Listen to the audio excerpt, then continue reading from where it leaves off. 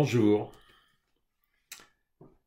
D'abord, je voudrais remercier Nevin Konsova, Rania Sharawi, toute l'équipe de l'ABA qui a pris cette belle initiative de nous réunir par ce moyen formidable. J'espère que vous allez bien, j'espère que tout le monde va bien, vous-même et puis votre famille. Pour ce qui me concerne, je vous remercie, ça va bien jusqu'à présent. Je me protège, je fais comme tout le monde, enfin comme la plupart des gens raisonnables en tout cas.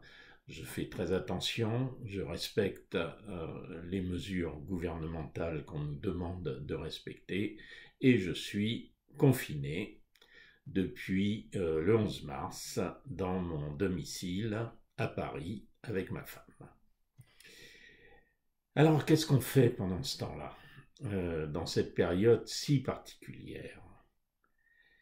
Eh bien, d'abord, je dois dire que, effectivement, la période étant très particulière, on se fait un peu de soucis pour tous les gens qu'on aime, et donc on passe pas mal de temps, un peu plus que d'habitude sans doute, au téléphone, ou par Skype, par WhatsApp, etc., pour prendre des nouvelles et échanger, d'abord avec la famille, les parents bien sûr.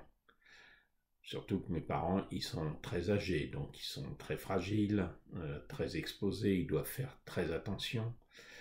Et puis les enfants, parce que même si les enfants sont par définition beaucoup plus jeunes, beaucoup plus solides, qu'ils courent moins de risques dans cette pandémie, on se fait évidemment beaucoup de soucis pour eux.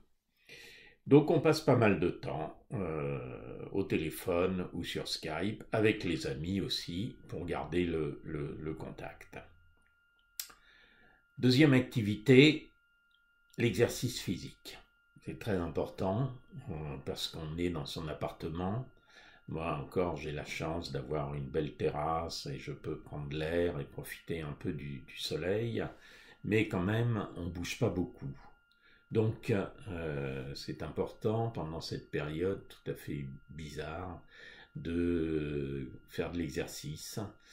Moi, je fais du vélo d'appartement, par exemple. Je fais des kilomètres et des kilomètres dans ma chambre sur mon vélo d'appartement. Bon, c'est pas tout à fait du temps perdu, d'abord parce que ça entretient effectivement le physique.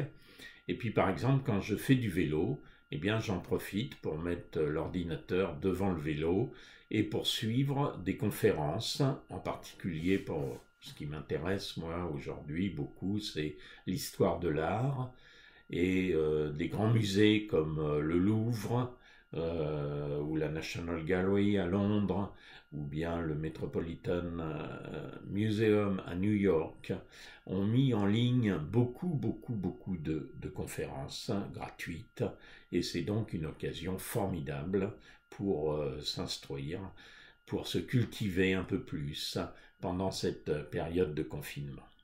Mais bien sûr, il y a aussi le travail. Et le travail ne s'est pas arrêté. Sauf au début, pendant 8 jours, disons une semaine, 10 jours, on a été un petit peu déconcerté. On ne savait pas comment gérer cette situation. Il a fallu un peu de temps pour s'organiser, pour qu'on puisse organiser le travail en télétravail. Mais maintenant, ça y est, c'est au point, ça fonctionne bien. Donc je travaille avec la Commission nationale française pour l'UNESCO et surtout autour du programme Memory of the World, Mémoire du monde, qui est, vous le savez, le programme sur le patrimoine documentaire de l'UNESCO. Je travaille aussi pour l'Université Senghor, je prépare les cours de la rentrée et je prépare le prochain cours du CIB, le diplôme d'université en sciences de l'information et des bibliothèques, qui est un diplôme en ligne créé par l'Université Senghor, l'ENSIB en France, la Bibliotheca Alexandrina et la BNF. Voilà, alors ça occupe pas mal de temps. Évidemment, c'est pas tout à fait comme d'habitude, parce que d'habitude, par exemple, j'ai un bureau à la Commission française, alors je prends le métro tous les jours, je vais au bureau, etc. Bon, là, on fait tout ça en ligne, ce qu'on peut en tout cas, tout ce qu'on peut. Bien sûr, ça ne remplace pas entièrement les contacts humains, loin de là, et je crois qu'on sera tous contents quand on pourra enfin reprendre le cours normal des choses, reprendre tous nos projets, retravailler normalement, retrouver les collègues, mais on sait que ça ne va pas être tout de suite, on sait que ça va prendre du temps, et on sait qu'il va falloir encore être prudent pendant très très longtemps. Donc c'est ce que je vous souhaite. Prenez soin de vous, portez-vous bien, restons en contact et à très bientôt.